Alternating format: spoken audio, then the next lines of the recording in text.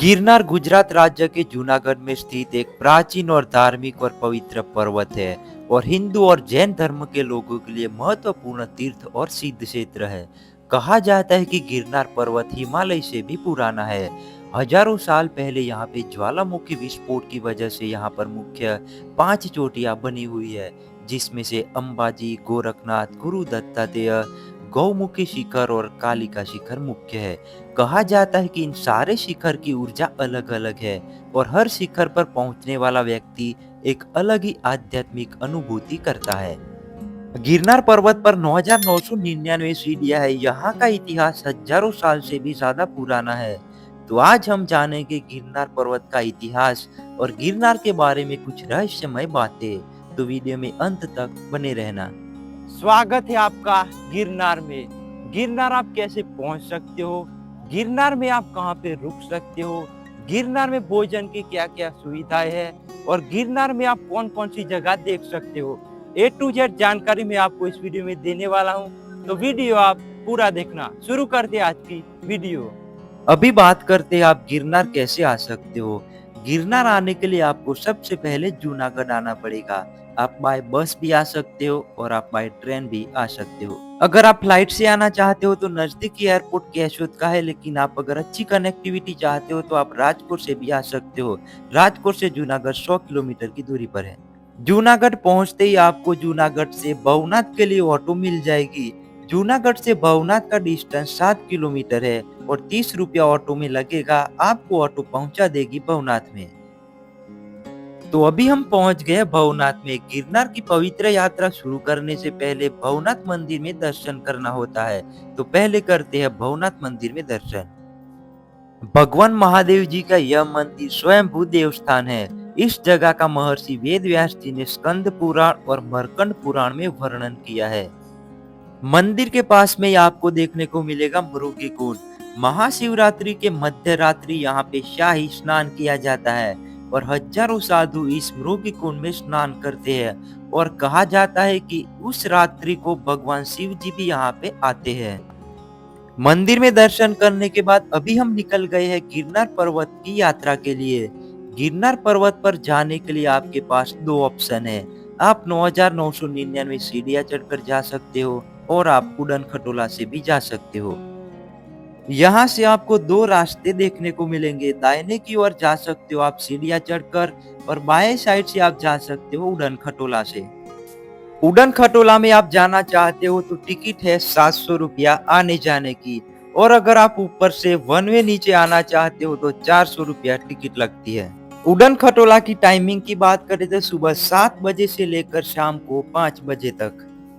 तो फाइनली हम निकल गए सीढ़ियां चढ़कर और अभी बज रहे 7 और यहाँ पे आप देख सकते हो उड़न खटोला भी स्टार्ट हो गया है और ये सुबह का खूबसूरत नजारा आप गिरनार का देख सकते हो। गिरनार पर्वत के ऊपर 84 सिद्ध और नवनाथ भगवान विराजमान है, जैसे कि नेमिनाथ जी, गोरखनाथ जी इत्यादि भगवान।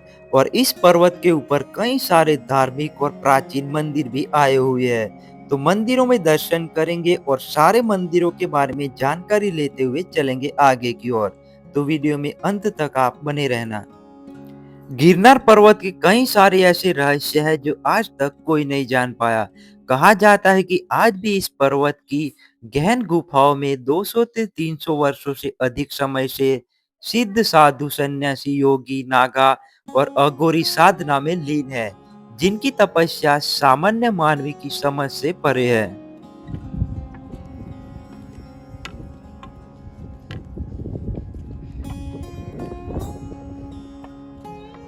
अभी हम 4,500 सीढ़ियां चढ़ चुके हैं। यहाँ पे जैन शिखर है।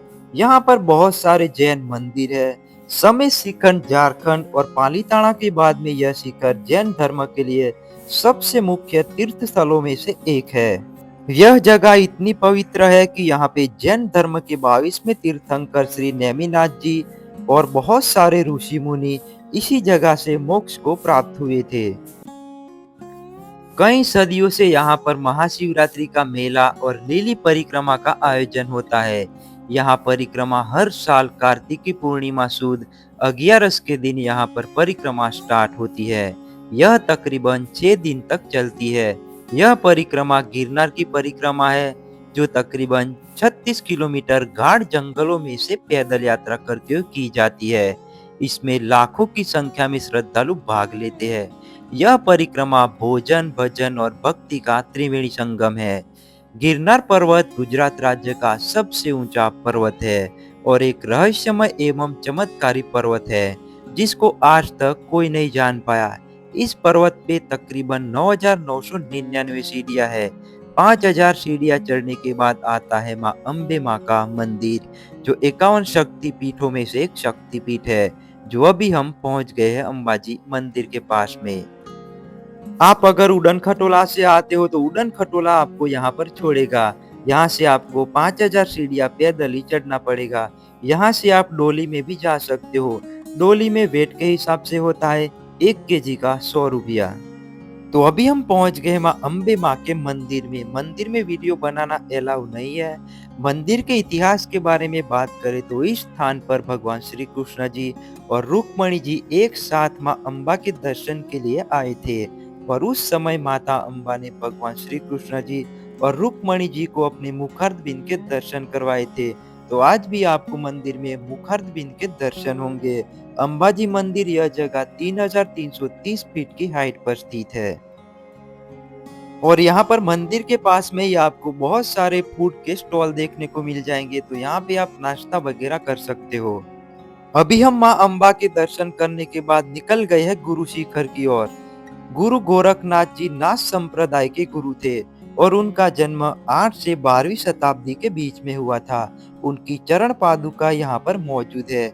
यह गुरु गोरखनाथ जी का स्थान गुजरात राज्य और गिरनार पर्वत का सबसे ऊंचा स्थान है, जो 3,666 फीट की हाइट पर स्थित है।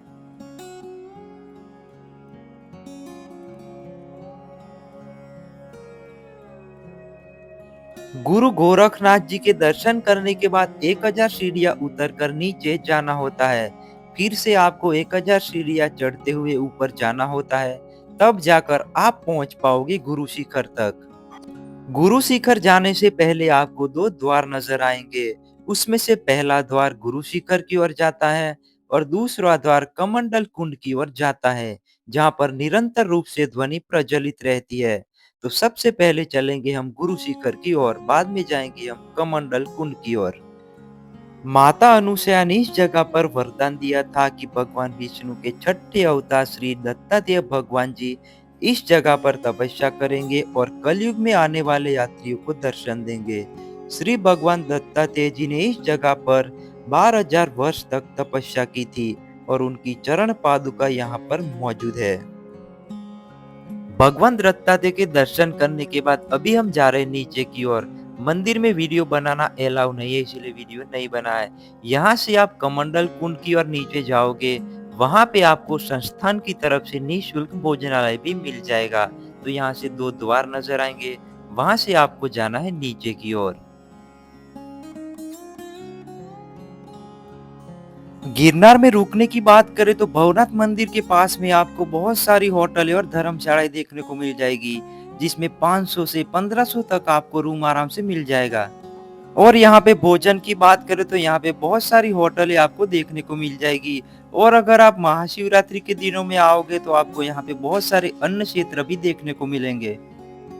अभी हम पहुंच गए हैं दामोदर कुंड देखने के लिए। जूनागढ़ से भवनाथ जाने वाले रास्ते पर जूनागढ़ से 3 किलोमीटर के अंतर में आई हुई ये प्राचीन और धार्मिक जगह। यह कुंड की उत्पत्ति भगवान ब्रह्मा जी ने स्वयं अपने कमल कुंड से की थी। ब्रह्मा जी के नाम से यह जगह का नाम ब्रह्म कुंड पड़ा था। ब्रह्मा जी के वचन से 100 देवता यहाँ पर दामोदर स्वरूप में विराजमान हुए, इसीलिए इस जगह का नाम दामोदर कुंड पड़ा। यहाँ पर स्नान करने का विशेष महत्व है। यहाँ की खास विशेषता यह है कि यहाँ पर अस्थि विसर्जन होता है। वो अस्थि पानी में गल जाती है, मतलब पानी में ही मिल जाती है और यहाँ पर साल में 50,000 से ज्यादा अस्थि विसर्जन होती है। और यहाँ पर नरसिंह मेहता स्नान करने के लिए आते थे और भगवान श्री कृष्ण 52 बार उनको दर्शन दिए थे। और नरसिंह मेहता के बहुत सारे भजन भी आपने सुने होंगे। ગીર તળેટી કુંડ દામોદર જ્યાં નરસિંહ मेहता नावा जाए वैष्णव जन तो तेने रे कहिए पीड़ पराई जाने रे ऐसे बहुत सारे भजन आपने सुने भी होंगे। तो आप अगर जूनागढ़ में आते हो तो ये प्राचीन जगह पे आप जरूर से आना और यहाँ पर आपको नरसिंह मेहता की मूर्ति भी देखने को मिलेगी और पास में ही आपको पुराना पीपल का पेड़ भी देखने को मिलेगा। दामोदर कुंड की उत्तर में कुमुद पर्वत आया हुआ है जिसका दूसरा नाम अश्वत्थामा पर्वत है। 7 चिरंजी में से एक अश्वत्थामा प्रतिदिन प्रातः काल में ब्रह्म मुहूर्त में संध्या वंदना में यहाँ पे आते थे। यहाँ पर दामोदर कुंड के पास में ही मुचकुंद गुफा, मुचकुंद महादेव का मंदिर, पास ही में आपको रेवती कुंड भी देखने को मिलेगा। मान्यता है कि 5000 साल पहले भगवान श्री कृष्ण की आज्ञा से सारे देवता मिलकर यहाँ पर कुंड की स्थापना की थी। बलराम जी के पत्नी के नाम से यह कुंड का नाम पड़ा रेवती कुंड, ऐसा माना जाता है। तो यहाँ पे वीडियो को करते हैं एंड। आशा करता हूँ कि ये वीडियो आपको पसंद आया होगा। अगर वीडियो पसंद आया तो वीडियो को लाइक कर देना और चैनल में नए हो तो चैनल को सब्सक्राइब करके बगल में बेल आइकन दबा देना। मिलते हैं ऐसे एक वीडियो के साथ, तब तक के लिए जय हिंद, जय गिरनारी।